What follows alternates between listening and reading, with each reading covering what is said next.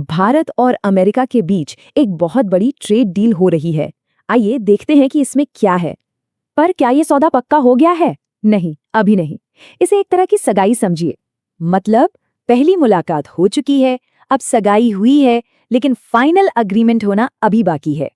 बातचीत तो 1 साल पहले शुरू हुई, अभी अभी फ्रेमवर्क की घोषणा हुई है और टारगेट है मिड मार्च तक साइन करना। तो आखिर इस समझौते में है क्या?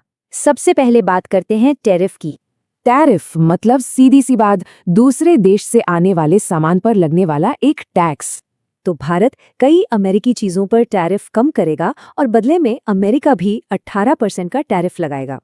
और सबसे बड़ी बात, डील साइन होने के बाद अमेरिका भारत के कुछ बड़े एक्सपोर्ट से टैरिफ हटा सकता है। इसके बाद आता है भारत का एक बहुत बड़ा वादा। भारत अगले 5 सालों में $500 अरब का अमेरिकी सामान खरीदने वाला है। जी हाँ, $500 अरब। मतलब जो इंपोर्ट अभी करीब $39 अरब सालाना है, वो सीधे $100 अरब के नए टारगेट पे पहुंच जाएगा। और ये पैसा जाएगा कहाँ? ये खर्च होगा एनर्जी, एयरक्राफ्ट और एडवांस टेक्नोलॉजी जैसे जरूरी सेक्टर्स में। ये डील सिर्फ टैरिफ के बारे में नहीं है, बल्कि व्यापार की दूसरी रुकावटों को भी हटाने के लिए है। जैसे कि अमेरिका अब भारत के कुछ सामानों पर लगाए गए खास सिक्योरिटी टैरिफ हटाने को तैयार है। ये टैरिफ एयरक्राफ्ट पार्ट्स और मेटल्स जैसे इंपोर्ट्स पर से हटेंगे, जो एक नए भरोसे का संकेत है। लेकिन जब बात फार्मा सेक्टर की आती है, तो इस डील में एक बड़ा पेंच है। जेनेरिक दवाओं पर टैरिफ का भविष्य एक अमेरिकी सुरक्षा जांच पर लटका हुआ है। मतलब अभी कुछ भी पक्का नहीं है।